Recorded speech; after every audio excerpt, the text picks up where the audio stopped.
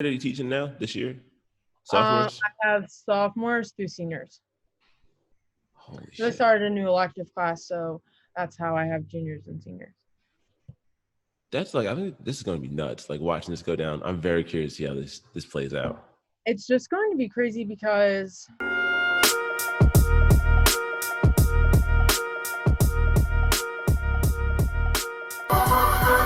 wow, you actually are having me on this podcast. Yes, I am. Amazing. Everyone, you should know that Tom Jackson said I would never be on this, and here I am. Oh my gosh. Here Rise we to the go. top. Here we go. Here we go. Yes. Well, being that, you being educated during this time and with the current state of education in the world, I think you'd have some very good insights to add on. I So did. you would be a great guest to have on the show. So as a teacher, what's it like? What's it like setting up for the new semester? That's what I wanted to know. Like how the desk's going to be, like how, how do you feel? Like what's the vibe like with that? Um, I don't know. I don't know. I went into my classroom the past 2 days, and I still have 26 desks in it. So I just lined them up, and then like we just got our rosters today. So the problem is that we have all these desks like this past school year when we were in school, like all 26 of those desks were filled. So like they don't have a place to store all of those extra desks. Like if I only had 10, like right now it looks like I only have really 10 kids in each class. Like every day because they're doing like A day, B day, whatever. So they don't have a place to store 16 desks from every single classroom like in the building. So I still have those desks, but we have a meeting on Monday to talk like with our principal telling us like the nitty gritty stuff. So my guess is like kids will sit every other desk or whatever, and we just have to like mark those seats down. So I really don't know. I really have no So idea. it's going to be 10 kids, but for right now, like 10 kids in the class is like going to be the standard more or less from what they told you. Yeah, like more or less. So like it's hard because I still haven't gotten final numbers. Like we got our rosters. We received access to our rosters this morning. So, but like on my roster that I received this morning, it doesn't tell me like what kids in the A group, what kids in the B group, and Mm. what is fully virtual. So like my first period I have in the day, I have 19 kids on the roster, but I don't know how many of those 19 aren't coming in person and decide to go stay fully virtual. And then I don't know what letter it breaks in the alphabet of the last name to know, like, okay, so this half will be there and this half won't be there, but like these 5 kids will be fully virtual. So I don't know that yet. Holy shit. And then what grade are you teaching now this year? I Sophomores? have sophomores through seniors. Holy I shit. started a new elective class, so that's how I have juniors and seniors. That's like, I think this is going to be nuts. Like watching this go down. I'm very curious to see how this plays out. It's just going to be crazy because everyone's figuring it out. And so it's like I sit here and say I don't know. And it's not like my administration doesn't want to tell me. They're still like They don't know trying to either. figure it out as well. Like the guidelines are changing every day, or like another kid decides to opt out and go virtual. So like then that like changes their numbers and stuff. So it's like everyone is just kind of, it's going to be a lot of last minute like Mm-hmm. figuring it out as we go. That's exactly what this year is. Yeah, so I mean that's what we did in the spring and we made it. It's just a little more nerve-wracking because now you're meeting face to face with like a group of kids. You don't know where they've been and who they're hanging out with and whatever. So it's definitely a little bit nerve-wracking not knowing like all of the details, you know. And so when you based on what you know right now, when they give you like your curriculum for the school, is it like you have your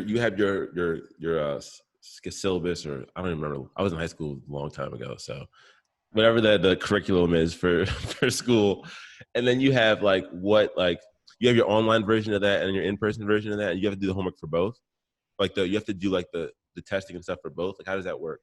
So my school is using a program called Apex Learning, and it's an online course. So like for example, so I'm teaching US1 this upcoming school year. So Apex Learning has an entire online US1 class. So even the kids who show up in person, they will use this online course. So I'm more or less like proctoring an online class, I but then got you. as we go through the units, like I can supplement the material that's on Apex with my own material. And then they're like working on how we'll work also with those kids who are fully virtual. So it's just kind of like a balancing act. But that was kind of why they went on the Apex, because then it's the same. Like all of the kids are working on the same thing.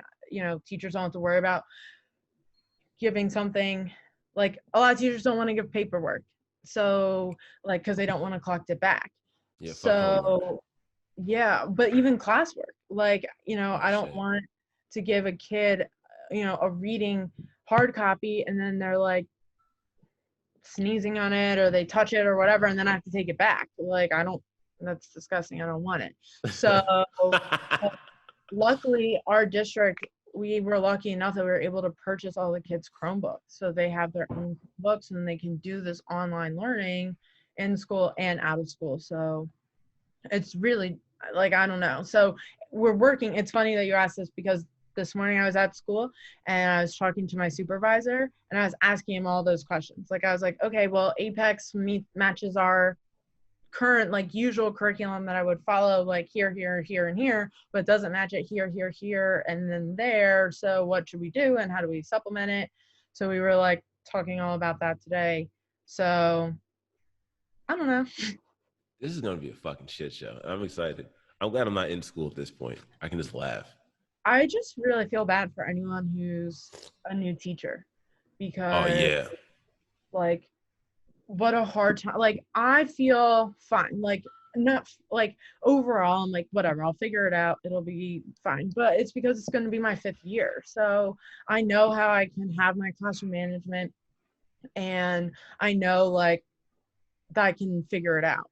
But if I was new to a school and I don't know the kids, I don't know the other staff members, like that would really be nerve-wracking because like what the heck, like what am I supposed to do, how do I do it, and who are these kids, or like the kids don't listen to me or whatever the case may be. Like that really sucks. And so like, and the hard part is because staff are going to be so much like more isolated. So instead of Yeah. going and eating at the lunchroom, like we're eating alone in our rooms. Like, you know, Oh, that's gonna be I don't know so that we weird. have to do that, but like we were talking about it today and I was like, I'm not going to the lunchroom. That's disgusting.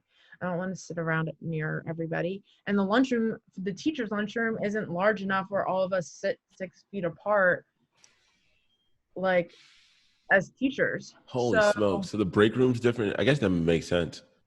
The so whole like, entire school thing's gonna be so different.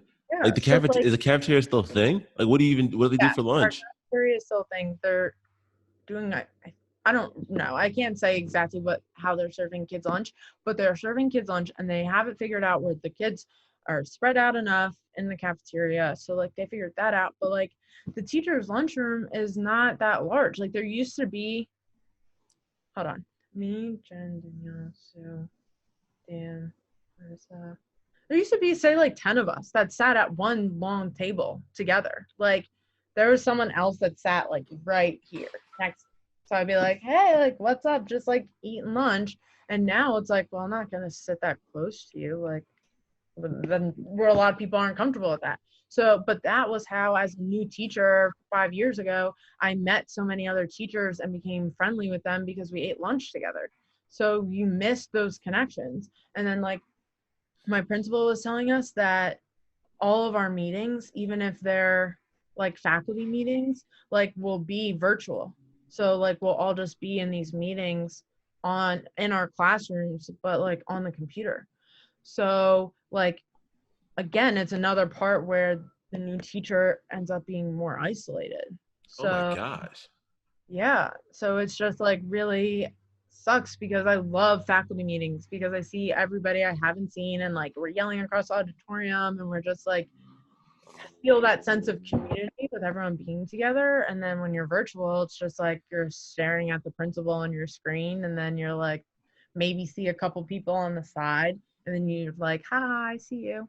And then like that's it. And you're only talking to the people you feel comfortable enough to be like, yo, what's happening in the background of your screen or whatever. So it's going to be weird. And I That's feel gonna be bad. such a big shift. Holy Mm-hmm. shit. And I Yeah. wasn't even like I was kind of a rambunctious high school kid. So I can't imagine like breaking the rules now. If you can break the rules by going like 4 feet, I would definitely do that shit. I'd be so about it. I don't have no I literally don't know, but I was so happy when I saw my roster today because with my new elective class, I like both of those sections of that class. I've taught most of the kids that signed up for it before. Oh, so you So know, yes. that's good. So class, you Yeah, I guys, really love those kids. So I was like, yes. And they'll be seniors. So I was like happy to have like another year with them. it's a wild senior year. That's nuts. This is Yeah. crazy. Like Yeah. just the shift of everything. It's going to be wild. And then like, people are just like, wait, like, okay, well, you'll start back in person, but how long will you be in person?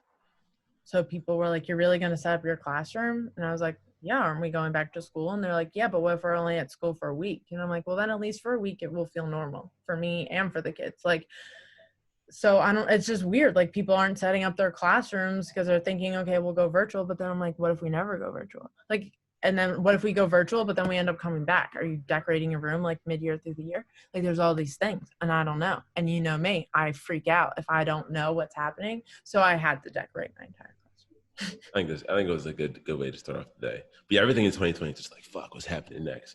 And I hate it. it was kind of scary at first, but like I kind of like it now. I'm like kind of pumped. It's like, what else can I do? I don't know. But I definitely wouldn't want to be like a teacher right now is not like a fun job at all because like a bunch of little kids or It's hard teenagers. because everything that a teacher loves doing, like especially if they love their job, they're not able to do right now. And that's building their relationships with the kids and interacting with them and watching them grow as like little humans or whatever.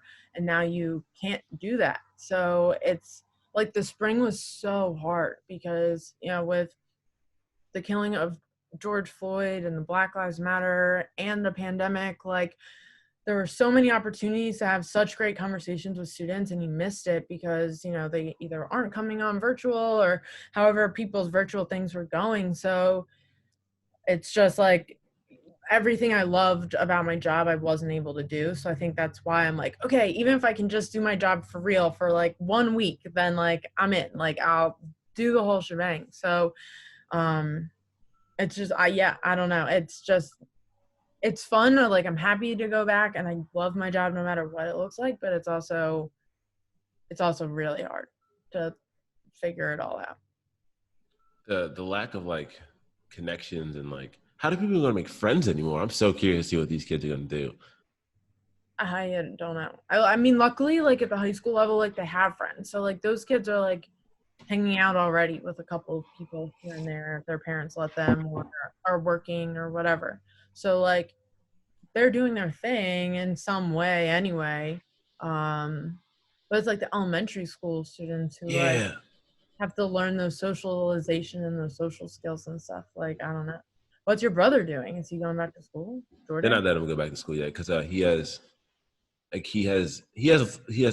like seasonal asthma like I do, so Mm-hmm.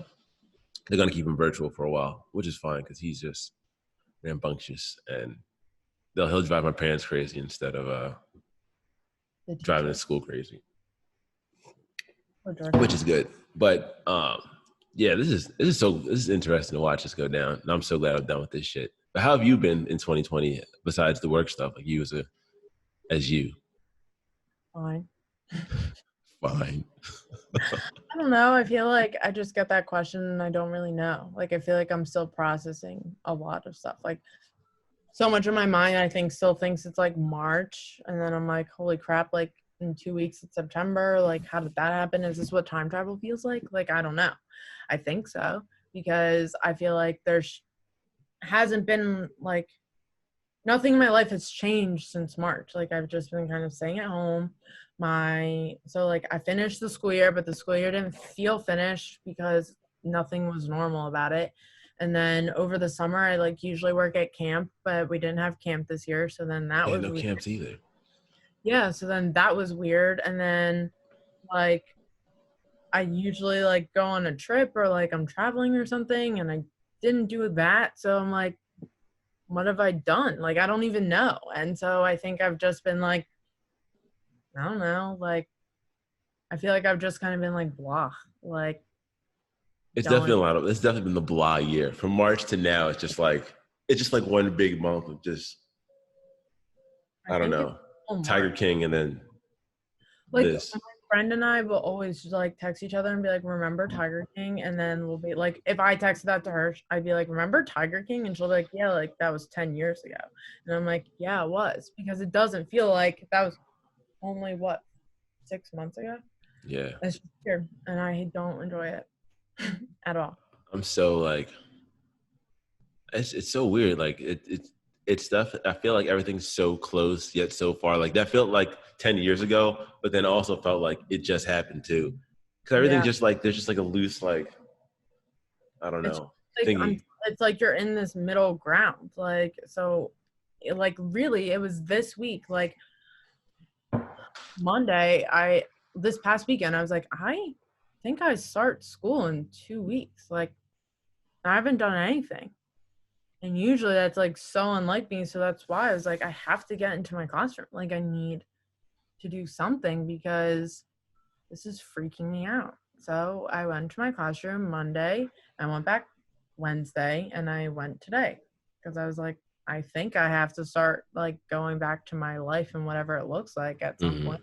I don't know. So I don't know. It's all weird. With the it is definitely weird with the protests and everything that happened with George Floyd. Have you had any like because you probably have a good amount of like you taught history, so a good amount of books that you know about um as far as like history shit. Like A lot of books. Like um currently, this is what my desk looks like, there we go. and then my bookcase. I bought a lot of stuff. Have you had because you started your podcast recently during this time, right? That started what in I don't remember the exact date. 12 weeks ago. Oh shit, 12 weeks ago. There we go. And what was like your inspiration for that? Where So, did that come from? so a student had emailed me about like the protests going on and just like wanting to do something but feeling like her voice wasn't being heard. So it was like, what can I do? And it was like, well, we are still living through a pandemic and like I'm not a protest person to begin with. So like even if we weren't living through a pandemic, you wouldn't probably find, Alexis Banner like rocking a protest. So it was like I don't know, like I don't really know. So and it was hard because it was, if we were in the building, it would be able to have like, well, let's talk it out. Like, what could we do and what do we all feel comfortable with?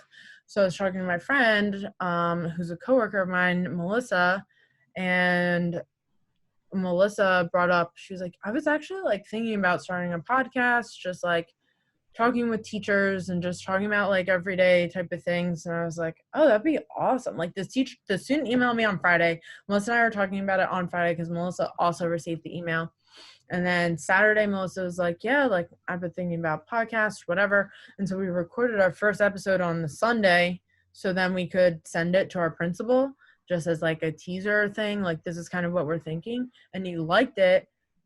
He's actually loved it. He was like, this is awesome. Like, yeah, I'm on board. Like, whatever you need from me, like, let me know. And then we were like, well, let's just put that out like as our first episode and like see how it goes.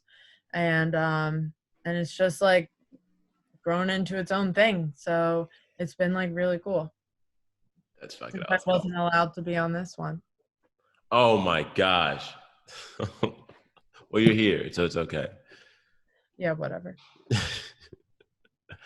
um, yeah, I think that's really cool.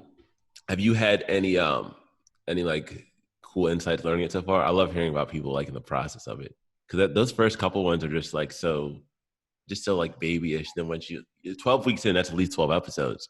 Yeah. So what was your Have you question? had any like have you learned anything cool since doing it? Like have you talked to anyone really cool you talked to or like have a really good conversation? Like the Well, zest of the show. um, it's so hard because yes, we've learned a lot. We have really just interviewed and not even interviewed, but just had conversations with other coworkers in our building. So we like our first two episodes were with one of our assistant principals, and then it was a guidance counselor, and then two English teachers, and then two history teachers, and then our head principal just episode just came out this week. That was episode 12. So it's just been like cool because just to talk and like hear other people's stories, like this coworkers that we interviewed were coworkers that we like felt comfortable with, so we like knew them enough. But then to hear like some of their background or some of their thoughts or like what their families are thinking or what their families are doing, um like that was like just learning about people on a more personal level has been really cool. And then like putting it out, like, so our assistant principal that we interviewed, the first one, he's usually like super quiet, plays his cards close to his chest. He tells me it's because he hates small talk, so he's just like quiet, this like stoic guy, and just like all the time. And like if you catch him laughing, you're like, ooh, like Mr. Fisher saw you laughing. So like we touched him for 2 hours, and he was talking about like being a black male in America, and like how he had to was like, I really thought about what mask I could wear that like didn't make me look threatening going out, and like all of these things. And he was talking about his brother and his mom. So it was just him talking and like being so much more open than we're used to. So people, like other staff members that listened to it because we were still in school, and they're like, wow, I learned so much about Kareem, or like I hadn't thought about this, or I hadn't thought about that. So it's definitely started to open conversations that probably wouldn't have been had without this platform. So it was like, if you look on our Instagram at like our bios, like here's two people who didn't feel comfortable protesting, so they wanted to share their voices in another way. So it was showing students, and people, like, you don't have to protest, but you have to do something. So like you can go out and protest, which is great, but then what do you do after that? Like when that protest ends, or when you decide not to go, are you still having the conversation? Do you know what it was you were protesting for? Like, are you educated on the background of all of these deeply rooted issues? And a lot of people aren't. So it's hopefully, us continuing the podcast to continue the conversation as the world goes on. Yeah, I'm getting so excited just hearing this. Yeah, you're freaking me out. I know because I was so excited about it. Like, because one, like I was already doing the podcast, but I saw this, I was like, this is a great opportunity to have more conversations, talk to more people, just spread the word of thoughts and good ideas to people in a longer form. Because a lot of time, like the infographics on Instagram, little story posts, or like a little like little shit, it's not enough. Like a podcast is a nice like digestible meal of just like information you can give someone to help teach and enlighten them to the things going on in society. So I was so pumped when you put it up. I was like, oh my God, yes, more podcasts in the world. And I think it's been cool because since we've kind of stayed in our little Overbrook bubble, except for a couple of guests that we've had, like other teachers and students are listening to it. So it was also not even like listening for the content maybe, but listening about like how to have the conversation. So it's like, oh, I like when you were talking about this, like I've always wanted to talk about that, but I never knew like how to bring it up or like what to say. And it was like, yeah, well, you just talk about it, and like there was no right or wrong. Like in the podcast, we're like going back and forth, and it's like, I don't know, like I think that feels super weird, and we just try to keep it as real as possible because we want people to relate to it. Absolutely. Is there anything that you discovered during this time that, like, being like a Black woman in America, you really feel like you've kind of taken in or like seen differently? I guess like any kind of realization at all? Honestly, I don't know. Does it sound bad if I say no? No, I mean, I know you enough that like I know how you are, so I don't think that's like no makes sense for me too because I know you. That makes Yeah. sense. Yeah, like I don't know. I think I've always kind of like kept a finger on the pulse of like American society. And so I don't think that anything that's been said or done has like really surprised me or like made me more woke or whatever. Like I think it's just been like I think it's just been like, yeah, like this is it. And so I think it's also been more like exhausting because it's like, yeah, I knew this already and like welcome to the party. So like come on, like catch up a little bit. Like the documentary 13th on Netflix. Hmm. Have you watched it? I haven't seen that yet, but it's one of the ones on my list to watch.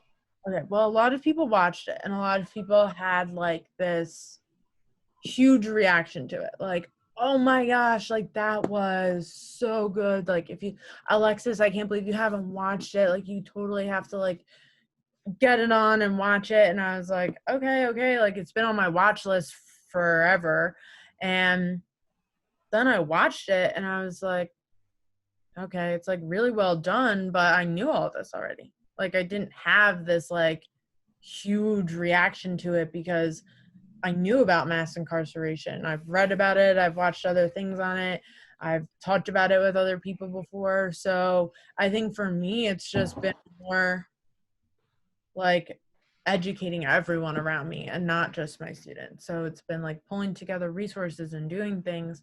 And now people will be like, do you have a book recommendation for this? And I'm like, here's my list. I made it. Like I did the work for you already. Like I put all the books that I could recommend in one place. Like now you go and you look at that place and you figure out what you need to do for you, because asking me for general suggestions isn't enough because there's 1,000 things. Like this isn't just police brutality. It's redlining, it's education, it's jobs, it's the fact that the feminist movement didn't really include Black women. So what about like what part of this do you want to learn about?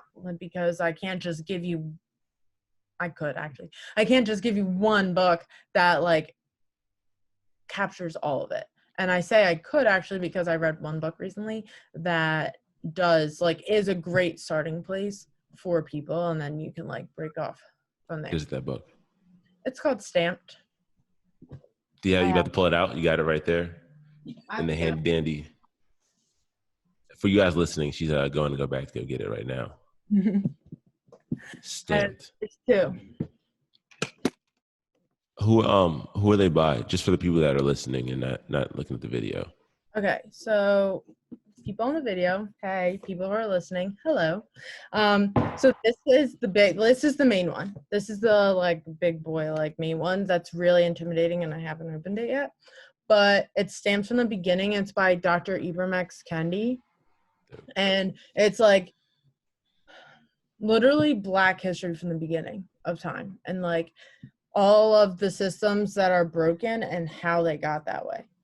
So Wow. like he goes all the way back starting in like 1400s to like naming the first racist and through to like Barack Obama. And he like calls people out, like he calls Barack Obama out for being an assimilationist and like not fully using his office for like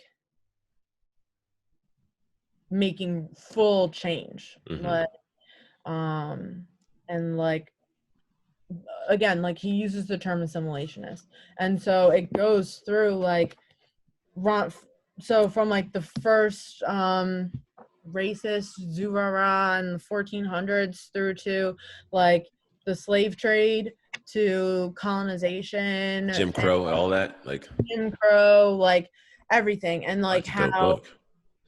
It really is. And how like movies and things were created, like Rocky and Tarzan were created to like make this white savior stereotype and like put down like successful black people at the time that those movies came out.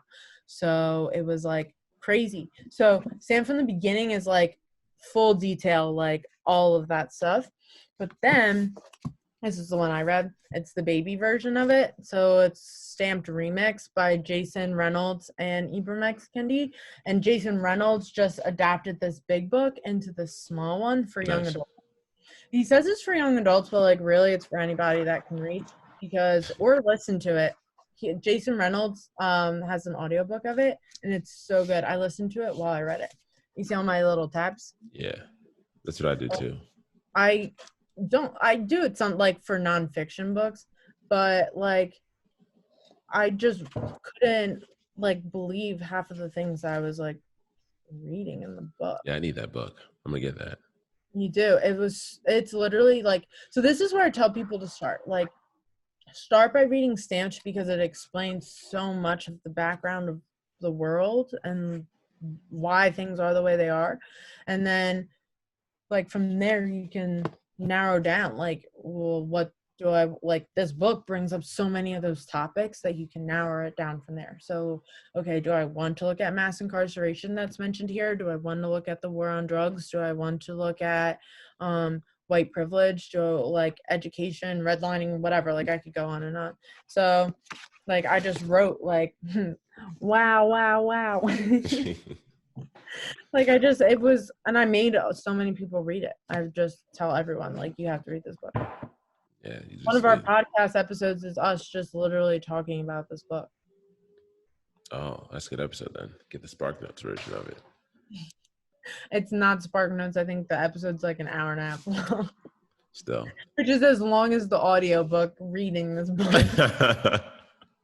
That's But I funny. wouldn't recommend just listening to the audiobook because it is a lot to process. So I listened to it while I was reading it so I could like auditory and visually like process and Yeah. underline figure it out.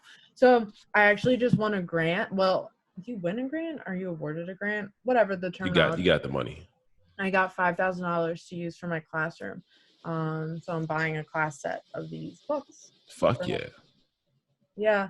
They can't write in it because I need them from like year to year, but they can use post-it notes in them. And just to like, I want to use it in like along with our regular textbook that's so Eurocentric written and like, yay, the white man, and like one section of Black history. So you can use them side by side to help the students create like a bigger picture. Mm-hmm. I like that. I think one of the best things about this, about everything happening, of course, rest in peace to any innocent life that was taken to help trigger this movement. But just like there's so many the world was always framed through one perspective. And now at least like people are seeing like, oh, there's more stuff than what you've seen out there. There's more stuff, but there's more things out there. And it's just one of those things that like people that know what's going on, like the people that already knew that already were fighting for the cause, and now like the voice has been amplified. So I think it's dope. Like it's a great time. And then there's even things that myself I'm like, damn, like I didn't know about this, I didn't know about that. But I found out about I'm trying to think what the correction the two public companies that are traded that are the two public prison companies, the CEO, the C it's a G something and something with a C. I forget what they are, but they're two like you can Okay. buy stock in their companies and their prisons. And I was like, It's all for money. it is. It is. So like the fact that these things are being seen a little bit more now and talked about, it's just it's one of the like I said, the 2020 is like kind of brought up some like the gunk that's just been like chilling at the bottom of Yeah. things. And it's not there yet, but now like the conversations are in the air. So that's the great way to start the decade to being a better decade than the one before. Mm-hmm. So, as with all the crazy, like, I don't know what to do next in 2020, like there's some good things too. Yeah. I think that as tiring as this can be and as, like overwhelming as it can feel sometimes, it's like, okay, well, hopefully this is really the moment that like real change happens, like something real like comes out of it, and it's not just people blowing smoke because they don't have anything else to do. Yeah, because there's so many companies that are like, yeah, like we got this Black excellence, Black greatness, Black lives matter. But then like when people like go actually apply for jobs or like go and try to do some stuff and stuff changes, I want to see like what do they do then? What really things are what real things are going to happen? What real things are going to change? Yeah. And like how long do they keep up with that? Mm-hmm. It's Yeah, weird. there's It's crazy. It's weird to think about. it is. I don't know. The good news is we're I don't know, kind of in the process of just changing things. The process of growth into a better America. America for everyone. I don't want to tell you that you're annoying, but you're annoying. You can't tell me I'm annoying on my show. This is the Dom show. The world is supposed to be like Dom. Guys, thank you for checking me out too. I appreciate everybody. Make sure you like and subscribe to the video too. But Lex, is there is there anything you want to tell? If the people want to follow you or listen to your podcast, where would they find that at?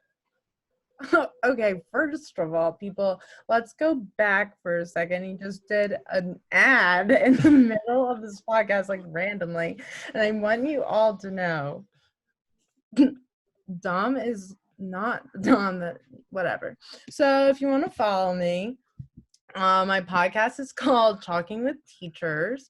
You can find us on Instagram and Twitter. Yeah, that's like my plug, I guess, for my podcast. We don't do video, but It's all one word. Talking with Teachers straight through, no underscores or anything. yeah, just Talking with Teachers straight through. Cool beans. Yeah, it's fun. It's cool, and especially if you're not an educator, like a lot of people have been able to find it helpful. So I hope you all listen to it, and it's helpful for all of you too. It's better than this one you're listening to. So Oh, you're the best.